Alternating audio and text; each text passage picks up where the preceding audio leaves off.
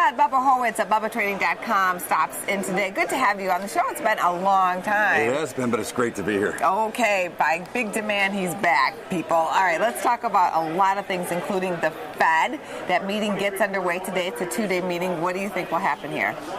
I think that they really should do nothing, but you never know. And the markets are really kind of confused as to what they're going to do. The equity market says they're not going to do anything, which is continuation of what we thought. However, if you look at gold and you watch the dollar, that's kind of indicating maybe they might do something. They're capable of doing anything. They've already raised once into a slowing market, which has never happened before. They're capable of anything. I think they do nothing. In fact, I think there's a QE4 on the horizon, but right now I think they do nothing. That's true. The odds 4% right now. But at the same time, strengthen the dollar, strengthen gold. Let's move on to Valient. This has been a big trade for you today. What are you doing? Well, I had on, what I did is I put on what I call a ratio iron butterfly, and it was just short to straddle and long to strangles, extra.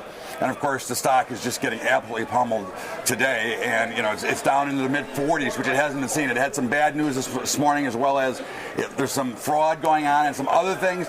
So it's kind of interesting because when you have Mr. Blackman involved in it, you would think that he might have done a little bit more due diligence and found out some stuff. But the stock is cratering. I would think there's some point down here is probably a space to probably buy it. Oh, okay. You'd be a buyer at lower Somewhere levels. I take a chance. I think you get a rally. I think you get a pop of it. Under any circumstances, remember one thing about markets. Right. At some point, there's buyers are going to step in and take a shot. At some point, it's just finding that point. Right. We have some earnings coming up from FedEx. Yeah. What's your play there? I'm actually playing FedEx the bearish side. As we saw today, we had retail sales, no good. We got problems here. Now, we can look at it any way we want, but there's a lot of problems in the overall economy. We don't have real earnings, we don't have real growth. So I think FedEx is run up, and it's up at the upper end of resistance the way I look at it. So what I've done is I just put on a ratio put spread.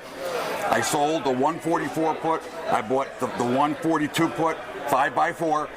That's going to give me a short position, and I got it for a net credit. So if I'm dead wrong and the stock flies up, I still get to make the credit. So overall, that's the kind of positions I like to put on, and that's what I have on here in FedEx. Google, short or long?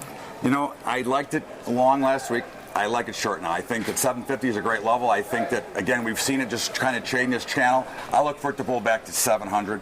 I think that a great play here is to probably, what I have on actually is I'm short to straddle, okay, at 745. I'm long one call to give me some more credit, but to cover, and I'm long an extra put besides the neutrality, making me short here. And I got a nice big credit for this. If it goes up, I'll lose a little bit, but if it goes straight down, I'm going to have a nice little score. So you're selling the calls?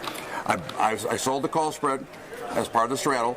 I bought an extra put as part of the strangle on the other side. So now I've got an extra put long. If we stay at 745, I get to make money anyways. But if we collapse, which I think we have a chance to go back down to 700, especially with all the news coming out, I could make a very big score here as well. So I'm excited about this trade. I hope it works out for you. Good to have you back on the show with all this excitement going on a Tuesday. Good to have you here. That's a wrap for now. I'm Angela Miles. If you're in Chicago or Illinois, don't forget to vote. Have a good trading day, everybody.